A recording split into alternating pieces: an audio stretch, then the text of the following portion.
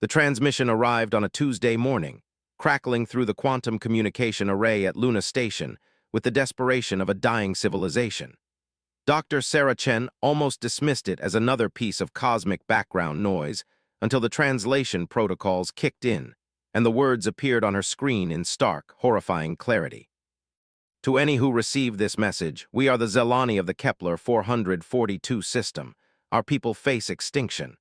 The Korthak Empire has begun systematic extermination of our colonies. They have declared our species inferior and marked us for complete elimination. We have no military capable of resistance. Our technology is insufficient. Our diplomats have been executed. In 47 of your Earth days, they will reach our homeworld of Zephyr Prime, where 8 billion of our people await death. We have sent this plea to 700 civilizations. None have responded. We do not expect salvation. We ask only that someone remember we existed. We were artists, philosophers, gardeners of living worlds. We created beauty. We harmed no one. Please, if there is mercy left in this galaxy, do not let our children die forgotten. The message repeated 17 times before cutting to static. Dr. Chen sat in stunned silence for exactly 43 seconds before hitting the priority alert that would wake up half the Global Defense Council.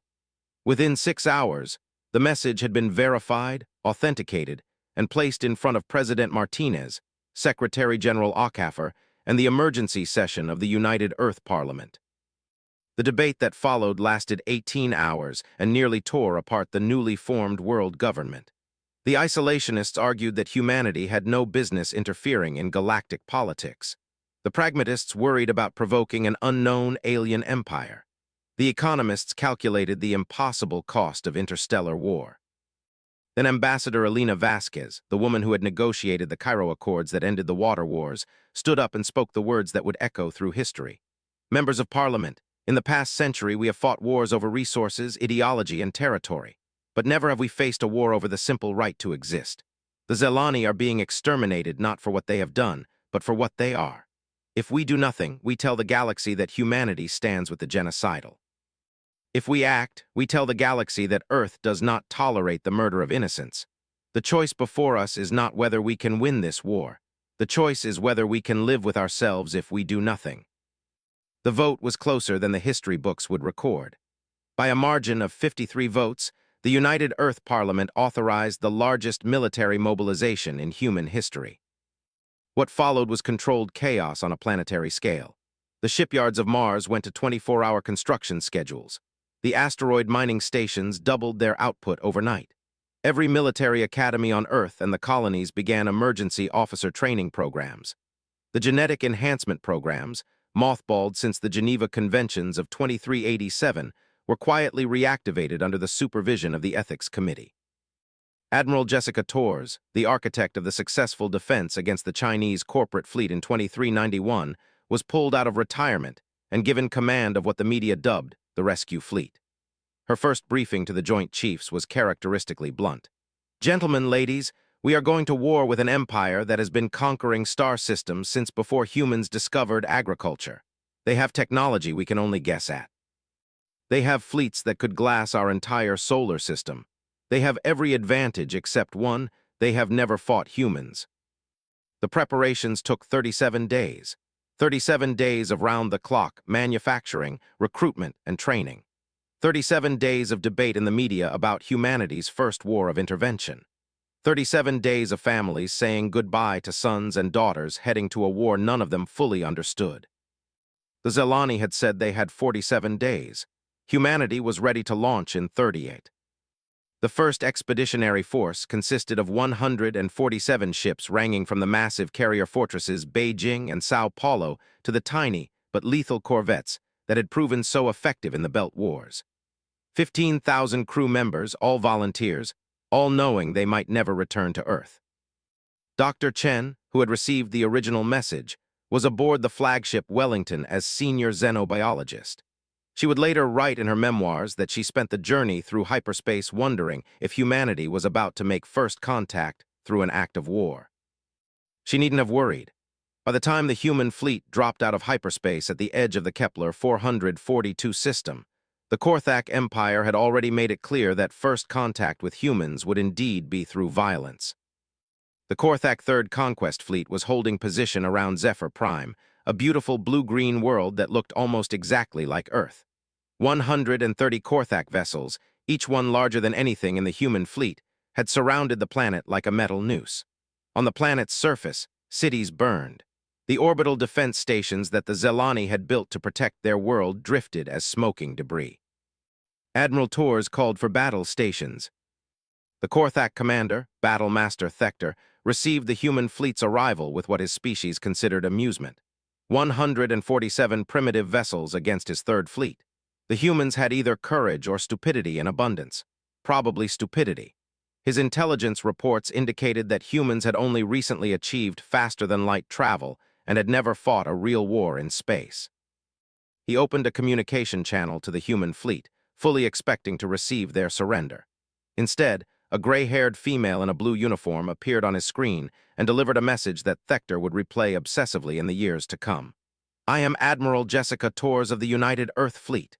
You are in violation of the Galactic Convention on Sentient Rights. Withdraw from this system immediately, or we will remove you by force." Thector's mandibles clicked in what his species considered laughter. "Human, you are either remarkably brave or remarkably foolish. I am Battle Master Thector of the Third Conquest Fleet. We are here by right of conquest. The Zelani are a failed species marked for elimination. Return to your home system, and we will consider not hunting you to extinction for this interference." Admiral Tors nodded slowly, as if considering his offer. Then she smiled, and Thector later swore that smile was the most terrifying thing he had ever seen on any species' face.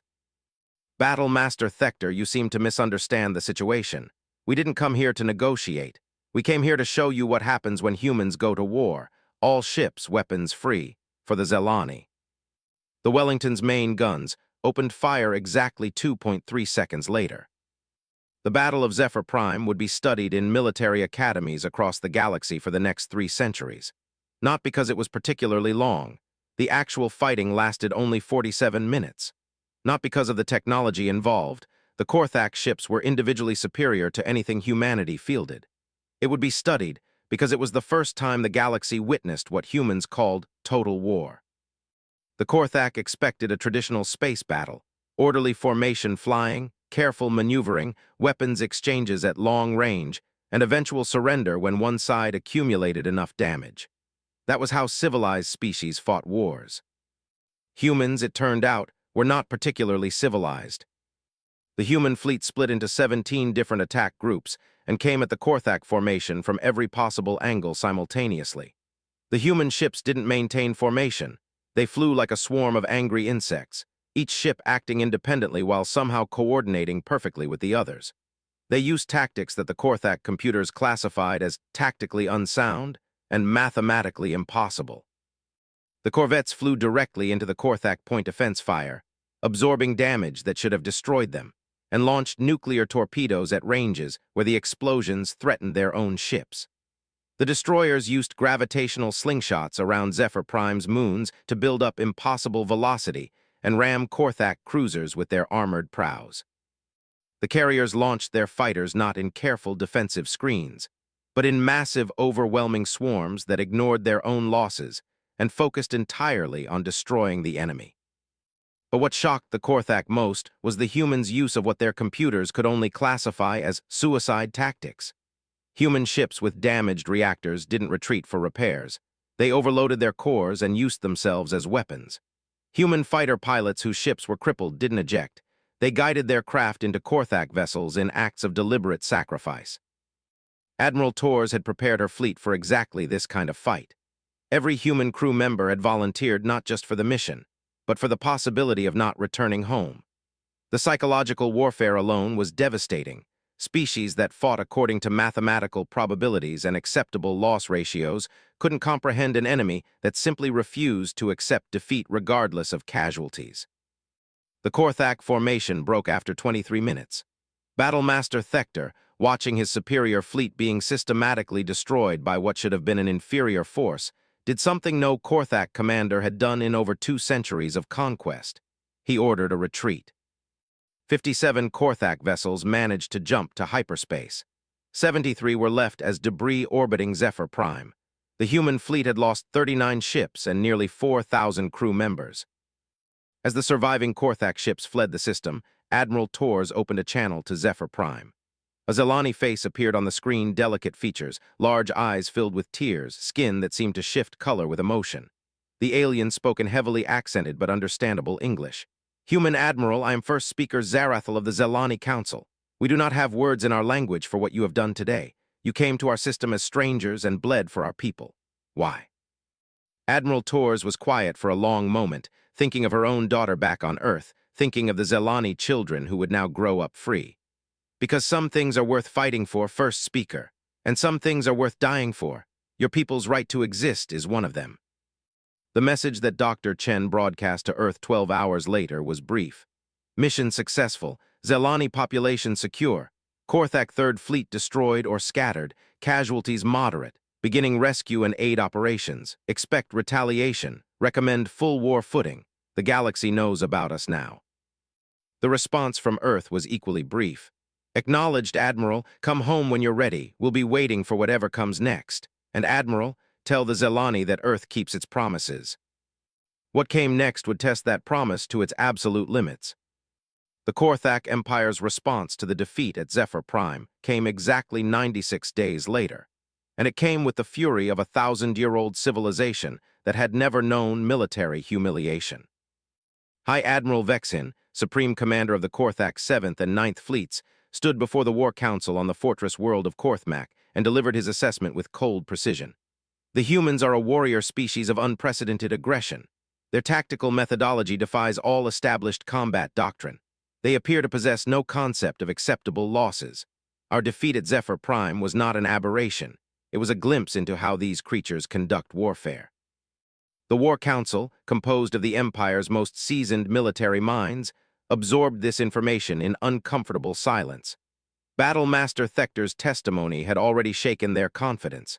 Now their most respected strategist was confirming their fears.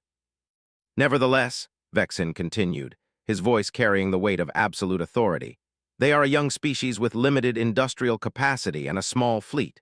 We will respond with overwhelming force.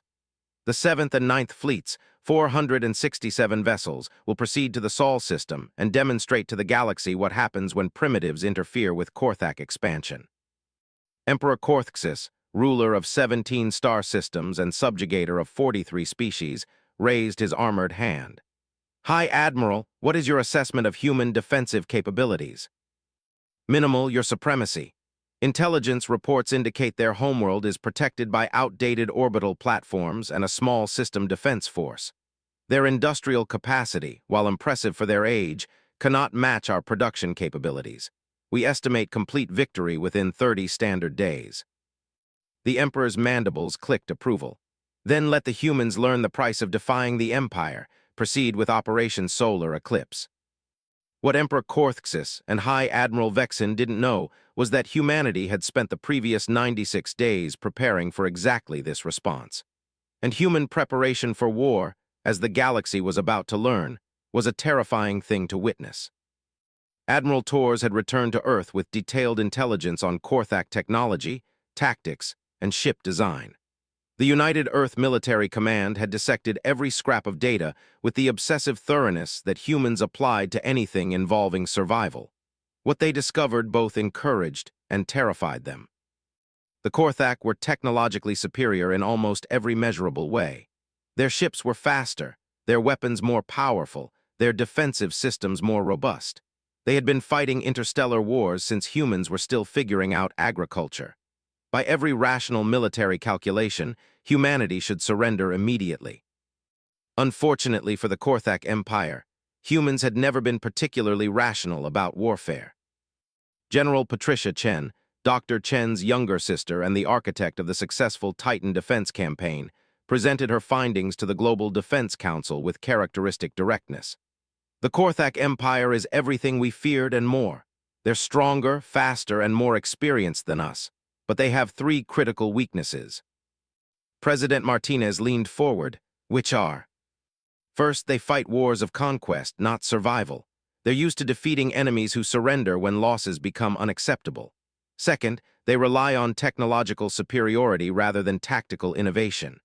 Their battles follow predictable patterns. Third, and most importantly, they have no experience fighting humans. The plan that emerged from that briefing would have been considered insane by any other species in the galaxy, where the Korthak expected humanity to mass its forces for a defensive battle around Earth. Humanity instead scattered its fleets across the entire solar system in what military historians would later call the solar defense web. The asteroid belt between Mars and Jupiter became the largest minefield in galactic history. Every piece of space debris larger than a basketball was equipped with nuclear charges and stealth coating. The moons of the outer planets were converted into hidden missile bases. Ceres was hollowed out and turned into a massive shipyard, protected by layers of deception that made it appear to be just another asteroid. Most shocking of all, humanity began recruiting from its criminal population. The pirates, smugglers, and rebels who had plagued Earth's shipping lanes for decades were offered full pardons in exchange for military service. These irregular forces were given the smallest, fastest ships humanity could build in simple orders, cause chaos. When the Korthak's 7th and 9th fleets dropped out of hyperspace at the edge of the Sol system, they found what appeared to be exactly what their intelligence had predicted. A small defensive fleet clustered around Earth, clearly outmatched and preparing for a hopeless last stand. High Admiral Vexen allowed himself a moment of satisfaction. The humans had learned nothing from their victory at Zephyr Prime. They were still thinking like a primitive species, trying to protect their homeworld directly instead of adopting proper strategic depth. He ordered the fleet to advance in standard conquest formation, heavy cruisers in the lead to absorb defensive fire, followed by the main battle fleet, with support vessels in the rear. It was a formation that had conquered 43 star systems without modification. It lasted exactly 17 minutes against human ingenuity.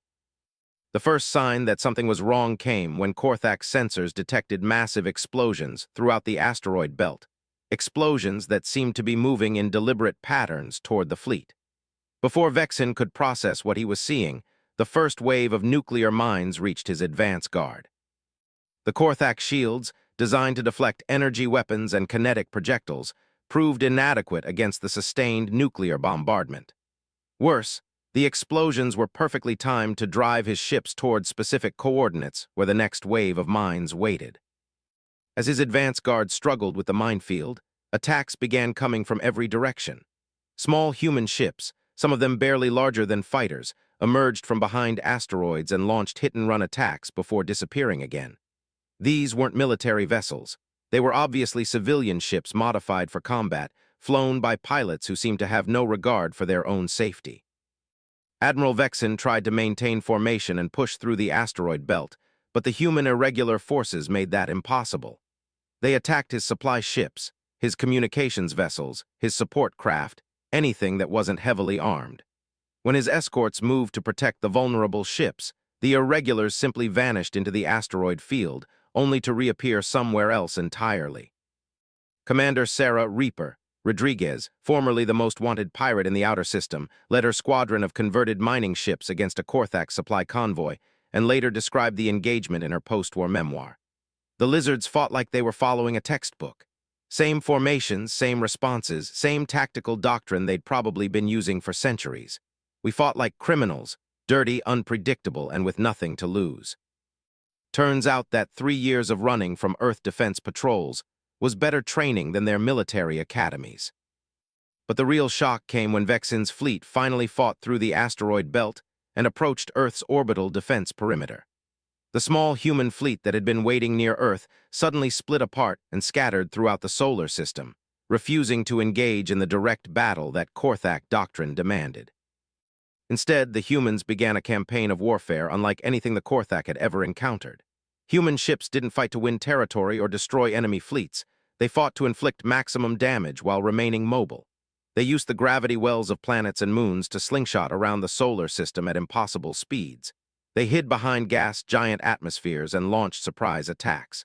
They used the solar wind and magnetic fields as weapons. Most disturbing of all, they seemed to anticipate Korthak movements with uncanny accuracy. Every time Vexen moved to attack what appeared to be a vulnerable human position, he found carefully prepared kill zones waiting for his ships. Every time he tried to consolidate his forces, human attacks struck his flanks and rear. The turning point came when Captain Maria Santos of the destroyer Guadalajara executed what became known as the Jupiter Gambit. Using the gas giant's gravity to accelerate to nearly 15% of light speed, she guided her ship directly into the center of the Korthak Formation and detonated her overloaded reactor core. The explosion vaporized the Guadalajara and took 17 Korthak vessels with it. But more importantly, it demonstrated to the Korthak fleet that humans would literally use their own ships as weapons rather than accept defeat. High Admiral Vexin, watching his supposedly overwhelming force being systematically destroyed by an inferior enemy, made a decision that would haunt the Korthak Empire for generations. He ordered a retreat. But the humans weren't finished with him. As the Korthak fleet tried to withdraw to the edge of the solar system, human forces emerged from hiding places throughout the outer planets. Ships that had appeared destroyed suddenly came back online. Bases that sensors had dismissed as inactive launched massive missile barrages. The retreat became a fighting withdrawal, then a rout, then a desperate flight for survival. Of the 467 ships that had entered the Sol system, only 98 escaped to hyperspace. The Korthak Empire had suffered its worst military defeat in over 5 centuries. The message that Admiral Torres broadcast to the galaxy was simple and direct. This is Admiral Jessica Torres of the United Earth Fleet. The Korthak Empire attacked our homeworld without provocation. We have defended ourselves. Any other species considering aggression against Earth should understand that we do not start wars, but we finish them. However, Earth extends its protection to any species threatened with genocide. We will not stand by while innocents are slaughtered. The response was immediate and galaxy-wide. 17 different species requested Earth's protection within 48 hours. The Zelani offered their entire industrial capacity to support humanity's war effort. Most significantly, 3 minor species that had been marked for pacification by the Korthak Empire formally declared alliance with Earth. Back on Korthmak, Emperor Korthxus faced his war council with mandibles clicking in fury. How is this possible? How does a primitive species with barely a century of spaceflight defeat our finest fleets? The answer came from an unexpected source. Battlemaster Thector, his career already destroyed by his defeat at Zephyr Prime, spoke with the resignation of someone who had nothing left to lose. Your Supremacy, we have been asking the wrong question. We should not ask how they defeat us. We should ask why they fight at all. Every other species in the galaxy wages war for territory, resources, or dominance. Humans wage war for ideas. They fight not because they want to conquer, but because they believe conquest is wrong. We cannot defeat them because we cannot kill their ideas. The silence that followed lasted for exactly 47 seconds. Then Emperor Korthxus issued the order that would transform the galactic conflict from a series of border skirmishes into something far more dangerous. Mobilize the Armada, all 27 fleets. If these humans want to protect the weak, we will give them more weak to protect than they can possibly defend. We will burn every world that has requested their aid. We will force them to spread their forces so thin that even their fanaticism cannot save them. And if they still refuse to surrender, Your Supremacy. Emperor Korthxus's eyes glowed with the cold fire of absolute determination. Then, we will teach the galaxy that some prices are too high to pay for defying the Empire. We will show every species what happens when they put their faith in human protection. What Emperor Korthxus didn't realize was that his threat would accomplish exactly the opposite of what he intended. Instead of frightening humanity into submission, he was about to discover what happened when humans stopped holding back. On Earth, President Martinez addressed the emergency session of the World Parliament with words that would define humanity's role in the galaxy. Fellow representatives, the Korthak Empire has made its intentions clear. They will not be satisfied with our surrender. They will not be content with our destruction. They want to punish every species that has dared to hope for freedom. Therefore, Earth's choice is equally clear. We did not seek this war, but we will end it. Not just for ourselves, but for every species that looks to the stars and dreams of something better than tyranny. The vote was unanimous. Humanity was going to total war. The war that had begun with the Zelani's desperate plea for help transformed into something unprecedented in galactic history. A conflict that would determine whether freedom or tyranny ruled the stars. What the Korthak Empire failed to understand was that by threatening humanity's allies, they had triggered the one response guaranteed to bring out humanity's most terrifying characteristic: absolute commitment to protecting the innocent. Director James Harrison of the Global War Production Council stood before a holographic display showing the industrial output of Earth and its colonies, and the numbers were staggering even by human standards. In the 6 months since the Battle of Saul, humanity had tripled its military production. Every asteroid mining station in human space had been converted to weapons manufacturing. The orbital shipyards around Earth were launching a new warship every 18 hours. Most remarkably, civilian corporations had voluntarily converted their factories to military production without being asked. Ladies and gentlemen, Harrison addressed the council, we are witnessing the greatest mobilization in human history. Our species has collectively decided that the Korthak Empire represents an existential threat not just to us, but to the concept of freedom itself. The result is extraordinary. The hologram shifted to show fleet deployments across a three-dimensional map of local space. Red markers indicated Korthak forces, blue showed human fleets, and green represented allied species. What was immediately apparent was that the war had spread far beyond the original Earth-Korthak conflict. Admiral Torres, now Supreme Commander of Allied Forces, pointed to a cluster of green markers in the Vega sector. The Zelani have proven invaluable allies. Their biotechnology has enhanced our life support systems and medical capabilities. Their manufacturing capacity, while limited, has been entirely dedicated to our war effort. She gestured to another cluster. The Tory Federation has provided us with detailed intelligence on Korthak military doctrine. The Epsilon Collective has offered their worlds as staging areas for our fleets. President Martinez studied the display with growing concern. Admiral, intelligence reports indicate the Korthak Empire is mobilizing its entire armada, over 2,000 ships from 27 fleets. How can we possibly match that level of force? Torres smiled grimly. Madam President, we're not trying to match them. We're trying to revolutionize how galactic warfare is fought. Traditional military doctrine says you need numerical superiority to win. Human doctrine says you need to make the enemy fight your war, not theirs. The strategy that emerged from the joint human-alien planning sessions was audacious beyond belief.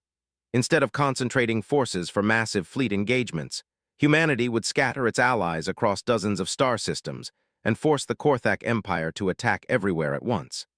Each allied world would be defended not by overwhelming force, but by enough human ships to make conquest prohibitively expensive. More importantly, humanity had solved the problem that had plagued galactic warfare for millennia: communication lag. Human quantum entanglement communicators, originally developed for interstellar commerce, allowed instant coordination between fleets separated by hundreds of light years.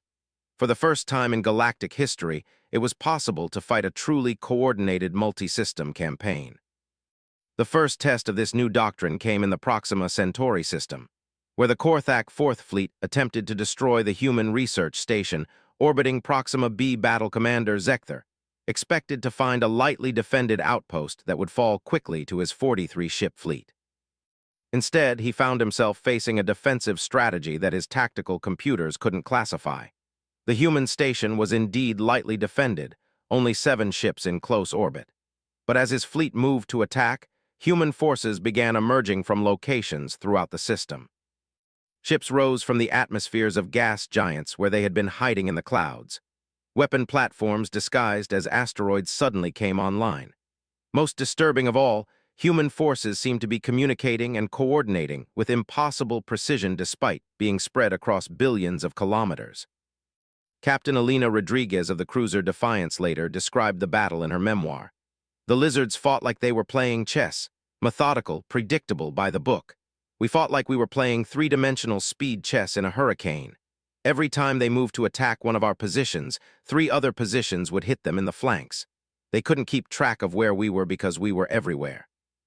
The Battle of Proxima lasted 14 hours and ended with the Korthak Fourth Fleet in full retreat, having lost 27 ships while destroying only 2 human vessels. More importantly, it established the pattern that would define the rest of the war: Korthak forces attacking what appeared to be easy targets, only to find themselves trapped in carefully prepared kill zones. But the humans weren't content to simply defend their allies. Within weeks of the Proxima victory, human fleets began appearing in Korthak space itself, attacking not military targets, but the economic infrastructure that supported the Empire's war machine. The Korthak had built their empire on the assumption that their military superiority made their homeworld and core systems invulnerable to attack. They had concentrated their industrial capacity on a few heavily defended worlds, reasoning that no enemy could possibly penetrate their defenses. They had not planned for an enemy that specialized in doing impossible things. Commander Sarah Chen, daughter of the xenobiologist who had first received the Zelani distress call, led her stealth squadron through the Korthdar system's outer defense perimeter using tactics that would have been considered suicide by any other species. Her ships, coated with experimental stealth materials developed from Zelani biotechnology, appeared on Korthak sensors as cosmic debris. "Target acquired," she reported back to Earth via quantum communicator. "Korthdar Prime Industrial Complex is exactly where intelligence said it would be. Defenses are extensive, counting 47 orbital defense platforms, 18 patrol fleets, and enough firepower to glass a small moon, also counting approximately 4 million civilian workers in the manufacturing stations." The response from Earth was immediate. "Negative on civilian targets, Commander. Stick to military and industrial infrastructure only. Repeat, no civilian casualties." What followed was the most precisely executed military operation in galactic history. Chen's squadron spent 6 hours mapping the industrial complex's structure, identifying targets that could be destroyed without endangering civilian workers.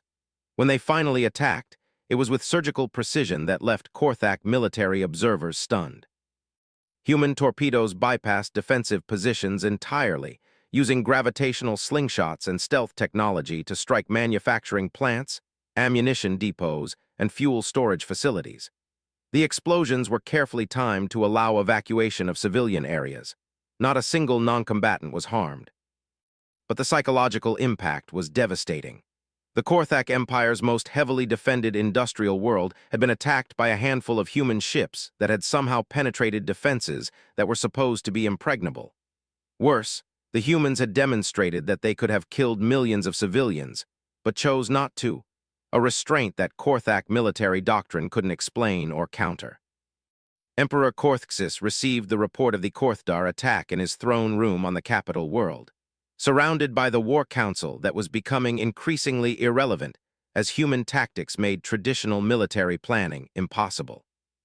"How," he demanded, his voice carrying the cold fury of absolute power challenged.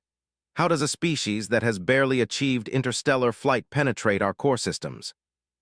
High Admiral Vexin, his once pristine uniform now bearing the scars of multiple failed campaigns, spoke with the exhaustion of someone fighting an unwinnable war.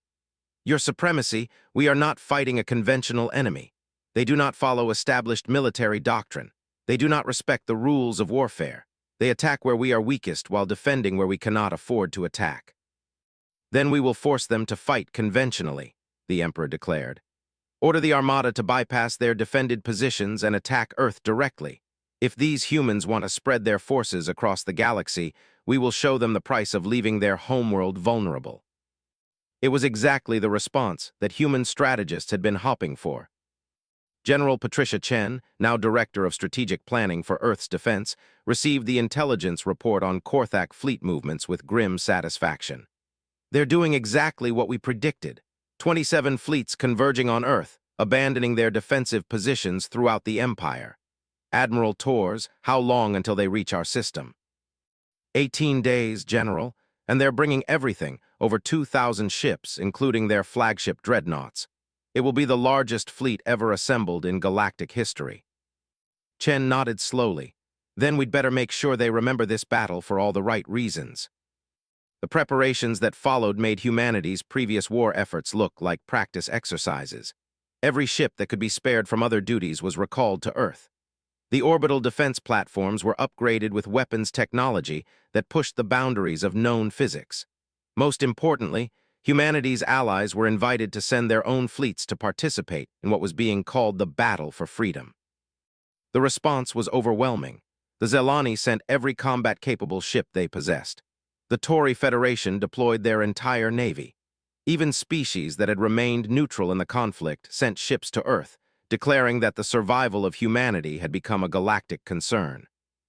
When the Korthak Armada finally arrived at the edge of the Sol system, they found themselves facing not just humanity's military might, but a coalition of 17 different species united by a single principle, that some things were worth fighting for regardless of the odds. Emperor Korthxus, commanding from his flagship Eternal Dominion, surveyed the opposing fleet with what he intended to be contempt, but came out as unease. The numbers favored the Korthak by more than 3-1, but the humans had already proven that numbers meant little in their style of warfare. "All fleets advance to attack formation," he commanded. "Today we end this rebellion once and for all." But as the Korthak armada moved into the Sol system, human forces began implementing a defensive strategy so audacious that it would be studied by military theorists for centuries to come. Instead of meeting the Korthak attack directly, humanity turned the entire solar system into a weapon. The battle that followed would determine not just the fate of Earth, but the future of freedom itself in the galaxy. And for the first time since the war began, even the humans weren't entirely certain they would survive what came next. The Korthak armada entered the Sol system like a metallic storm, 2,017 ships representing the accumulated military might of a 1,000-year empire. Emperor Korthxus had brought not just his most powerful fleets, but the greatest warriors from 43 conquered worlds. This was not simply an attack. It was a demonstration to the galaxy of what happened when the Empire's authority was challenged. Admiral Tors stood on the bridge of her flagship, the newly constructed Enterprise, and watched the Korthak formation approach with the clinical detachment of someone who had already accepted that she might not survive the next 24 hours. Around her, the command crew worked with the quiet efficiency of humans who understood that they were about to fight for the survival of their species. "Admiral," reported Commander Jackson from the tactical station, "Korthak forces are maintaining standard conquest formation. Leading elements will reach the outer planets in approximately 6 hours. They're not deviating from their approach vector." Tors nodded grimly. "Good. That means they haven't figured out what we're really planning." She activated the fleet-wide communication system, her voice reaching not just the human ships scattered throughout the solar system, but also the vessels of 17 allied species that had chosen to stand with Earth. "All units, this is Admiral Tors. Today we face an enemy that believes might makes right, that the strong should rule the weak, that freedom is a luxury the galaxy cannot afford. Today we prove them wrong." She paused, thinking of the Zelani children who were alive because humanity had answered their call, of the billions of beings across the galaxy who looked to Earth as their last hope for freedom. "We are outnumbered 3-1. We are fighting the most powerful military force in galactic history. By every rational calculation, we should surrender now and spare ourselves the inevitable defeat." Her voice hardened. "But humans have never been particularly rational, and today rational thinking ends here. All units execute Operation Daybreak." What followed was the most complex military operation ever attempted by any species in galactic history. The humans had turned the entire Sol system into a massive weapons platform, using the gravitational fields of planets and moons as trajectory calculators, the asteroid belt as a launching platform, and even the sun itself as a component of their defense strategy. The first phase began as the Korthak advance guard reached Neptune's orbit. What Emperor Korthxus had dismissed as a small patrol force suddenly revealed itself to be something far more dangerous. The human ships near Neptune weren't trying to fight a conventional battle. They were leading the Korthak forces into a carefully prepared trap. Captain Maria Santos, commanding the destroyer squadron hidden in Neptune's upper atmosphere, waited until the Korthak ships were committed to their attack vector before revealing her true position.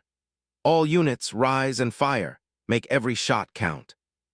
37 human destroyers erupted from Neptune's cloud cover like avenging angels, their weapons already locked onto specific Korthak vessels.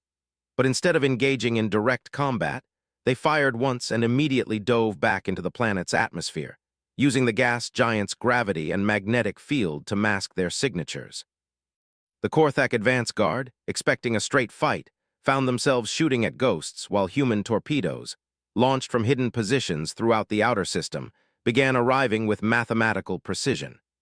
Each torpedo had been programmed not just to hit its target, but to hit at exactly the right time and place to drive the Korthak formation towards specific coordinates.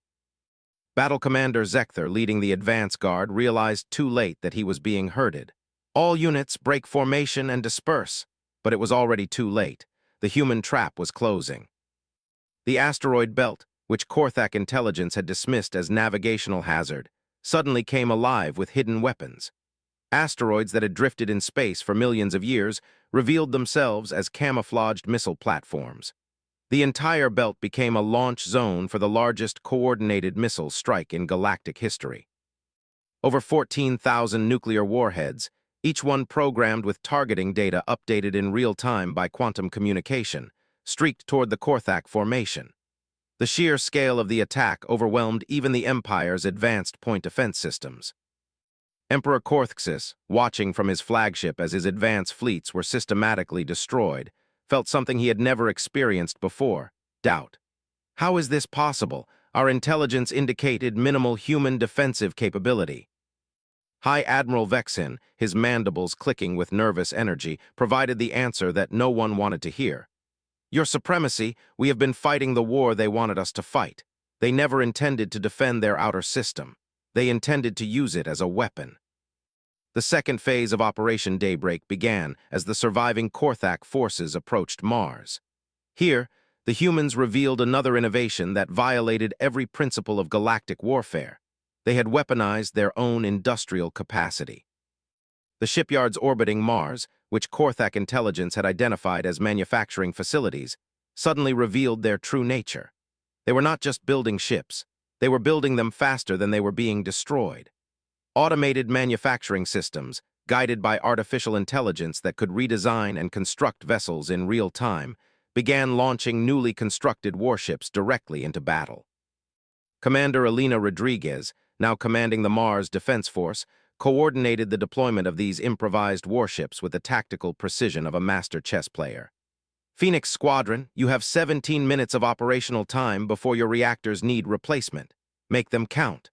Dragon Squadron, your ships are equipped with suicide charges. Use them wisely. The Korthak fleet found itself fighting an enemy that literally built new ships faster than they could be destroyed. Worse, these improvised vessels were designed for specific tactical situations and then discarded. It was warfare as applied industrial engineering, a concept that no other species had ever considered. But the true test came when Emperor Korthxis ordered his main battle fleet to advance directly on Earth. Here, at humanity's homeworld, the final phase of Operation Daybreak would be revealed.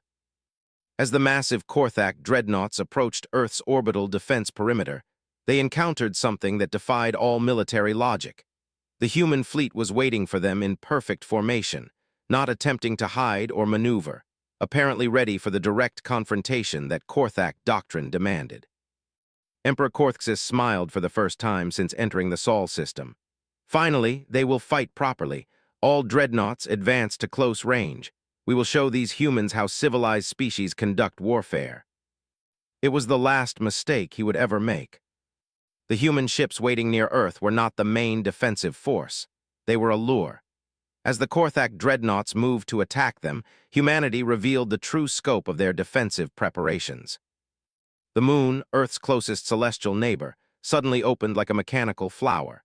The entire lunar surface had been converted into a weapons platform of unprecedented scale. Massive rail guns, hidden beneath artificial craters, emerged and began firing projectiles at relativistic speeds. Each shot carried the kinetic energy of a nuclear weapon, but with pinpoint accuracy that allowed them to target specific sections of enemy ships. But even this was not the final revelation. As the Korthak fleet reeled from the lunar bombardment, Earth itself joined the battle. The planet's orbital defense platforms, dismissed by Korthak intelligence as obsolete, revealed themselves to be concealing weapons that pushed the boundaries of known physics.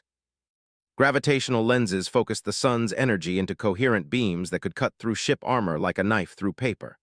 Quantum disruptors, developed from Zelani biotechnology, began systematically disabling Korthak weapons and engines. Most shocking of all, humanity had somehow managed to weaponize spacetime itself, creating localized gravitational anomalies that crushed enemy ships like tin cans.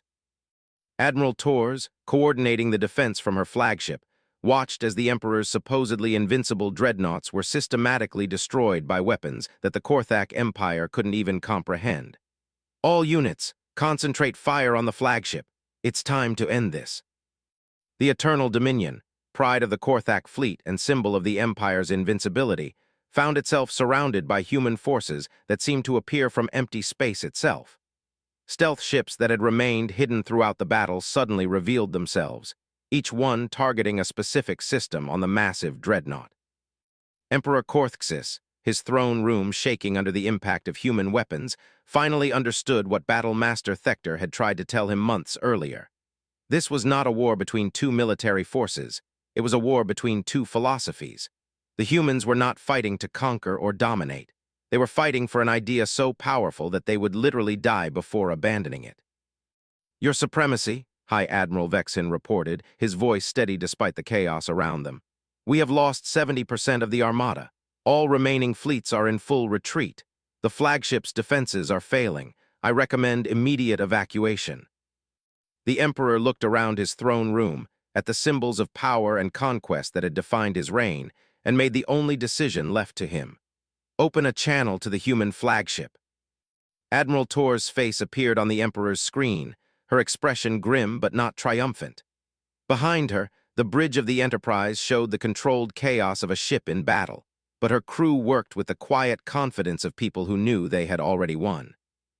"I am Emperor Korthxis of the Korthak Empire," he began, then stopped. The words seemed meaningless now. I was the ruler of 17 star systems. I commanded the allegiance of 43 species. I believed that strength was the only truth in the universe." Tors nodded slowly, and now I understand that there are things stronger than strength. You fight not for conquest, but for freedom. You die not for glory, but for justice. I cannot defeat that because I do not understand it." He paused, his mandibles clicking in what his species considered resignation. "I surrender my fleet and my empire to you. Do with them what you will." The silence that followed lasted exactly 47 seconds, the same length of time that Dr. Chen had stared at the Zelani distress call that had started this war. Then Admiral Tors spoke the words that would echo through galactic history. "Emperor Korthxis, we did not fight this war to conquer your empire. We fought it to free the species you have enslaved. Your surrender is accepted, but your empire will not become ours. It will become theirs. The people you have ruled will now rule themselves." The Emperor's mandibles clicked in confusion. "You do not wish to rule us. We wish for you to learn to rule yourselves, with justice, with freedom, with the understanding that some things are worth more than power." As the Korthak survivors limped away from Earth, carrying news of their defeat to the remnants of their empire, the galaxy prepared to witness something unprecedented: the voluntary transformation of a conquering empire into a confederation of free worlds. But first, there would be consequences for 1,000 years of tyranny, and humanity, having proven that freedom was stronger than oppression, would now have to prove that justice was stronger than vengeance. 6 months after the Battle of Sol, Ambassador Elena Vasquez stood before the newly formed Galactic Council on the space station Harmony, built jointly by human and alien engineers in the neutral space between Earth and former Korthak territory. The woman who had convinced Earth's parliament to go to war for strangers now faced the more complex task of building a peace that would honor the sacrifices made to achieve it. The council chamber was unlike anything previously seen in galactic politics. Instead of the hierarchical arrangements favored by empires, the seats were arranged in concentric circles, with no single position holding authority over others. Representatives from 47 different species sat together, many of them meeting as equals for the first time in their history. "Fellow beings," Vasquez began, her voice carrying to every corner of the chamber through quantum translation matrices, "we gather today not as conquerors and conquered, but as survivors of a war that changed the fundamental nature of galactic civilization. The question before us is not who will rule, but how we will ensure that no one ever again faces the choice between freedom and extinction." The challenges were staggering. The collapse of the Korthak Empire had left a power vacuum spanning 17 star systems. 43 formerly enslaved species were suddenly free, but had no experience governing themselves. Refugee populations numbered in the billions. Most critically, the galaxy now had to address the question of what to do with the Korthak themselves. Emperor Korthxis, his once magnificent armor replaced by simple robes, sat in the section reserved for the former Korthak leadership. The being who had once commanded fleets and ruled worlds now faced judgment from the species he had oppressed. The transformation was so complete that many observers struggled to recognize him as the same individual who had threatened to burn the galaxy rather than accept defeat. "Your Excellency," he addressed Vasquez with a respect that would have been unthinkable during the war, "my people have committed crimes across 1,000 years. We have enslaved, conquered, and destroyed in the name of order and strength. How do we atone for genocide? How do we repair the unrepairable?" The question hung in the chamber's recycled air like a challenge to the very concept of justice. Traditional galactic law demanded that the Korthak Empire pay reparations that would bankrupt their civilization for centuries. Military doctrine suggested that their fleet should be disbanded and their military leaders executed. Political wisdom recommended that their territory be divided among the victim species as compensation. Humanity chose none of these paths. President Martinez, attending the council via quantum communication from Earth, delivered the statement that would define the post-war galaxy. The Galactic Council has an opportunity to break the cycle that has defined interstellar relations since the first species achieved faster-than-light travel. We can choose retribution, which will create new grievances for future generations to inherit. Or we can choose restoration, not just of what was destroyed, but of the possibility for redemption. The proposal that emerged from 3 weeks of intensive negotiation was unprecedented in galactic history. The Korthak Empire would indeed pay reparations, but not in the traditional sense. Instead of financial compensation, they would provide labor and expertise to rebuild the worlds they had damaged. Instead of territorial concessions, they would share their advanced technology with former slave species. Instead of military restrictions, they would contribute ships and personnel to a new galactic peacekeeping force. Most controversially, former Korthak military officers would serve alongside representatives of the species they had once oppressed in joint reconstruction efforts. The idea was to force both sides to see each other as individuals rather than historical enemies. Commander Sarah Chen, now Director of Reconstruction Operations, found herself working directly with Battle Master Thector, the same Korthak officer whose retreat from Zephyr Prime had begun the war. Their first meeting, in the ruins of a Zelani city that had been bombed during the opening days of the conflict, was tense with unresolved history. "Commander Chen," Thector said, his mandibles clicking in what humans had learned was a sign of nervous respect.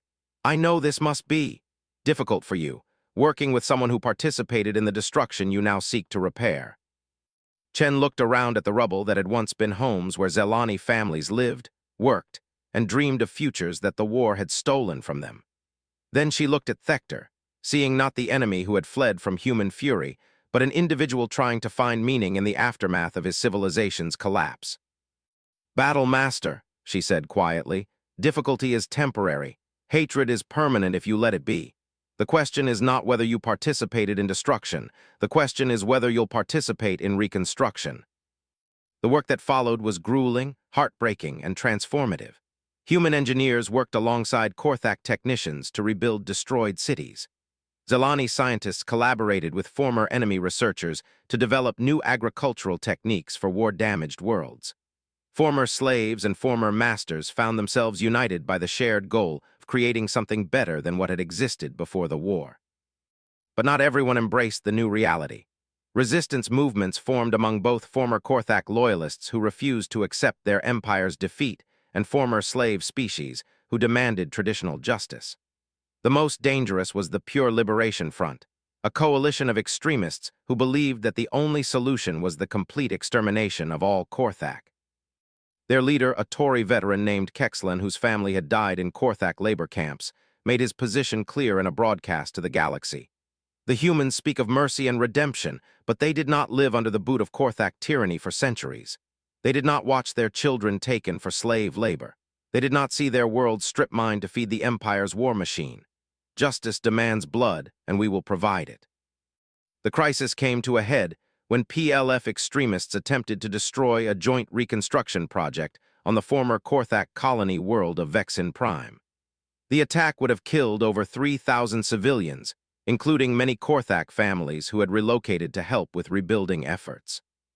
The PLF assault was stopped not by human or alien security forces, but by former Korthak soldiers working alongside their former enemies to protect civilians. Battle Master Thector, leading a mixed unit of humans, Zelani, and Korthak, personally carried wounded PLF attackers to safety, even as they tried to kill him. The images from Vexin Prime, former enemies working together to save lives, including the lives of those who had tried to murder them, became the defining symbol of the post-war galaxy. More importantly, they demonstrated that redemption was not just a human concept, but a universal possibility. Admiral Torres, now Supreme Coordinator of Galactic Defense, addressed the Council after the Vexin incident with words that would be remembered for centuries. Today we learned something important about justice. True justice is not about punishing the guilty. It's about preventing future guilt. It's not about repaying old debts. It's about building new credit. The heroes of Vexin Prime were not the humans who fought for freedom or the aliens who suffered under oppression. The heroes were the individuals from all species who chose to protect innocence rather than pursue vengeance. The transformation was not instant or universal. Decades would pass before former enemies could work together without suspicion. Generations would be needed to heal the deepest wounds. Some species would never fully trust the Korthak. Some Korthak would never fully accept the loss of their empire. The foundation was laid. The Galactic Council became the first truly representative interstellar government in known history. The Korthak Redemption Corps became the galaxy's most effective peacekeeping force. Their understanding of military tactics combined with their determination to atone for past crimes. Most importantly, a new principle entered galactic law, the right of any species to request protection from genocide and the obligation of the galactic community to provide that protection.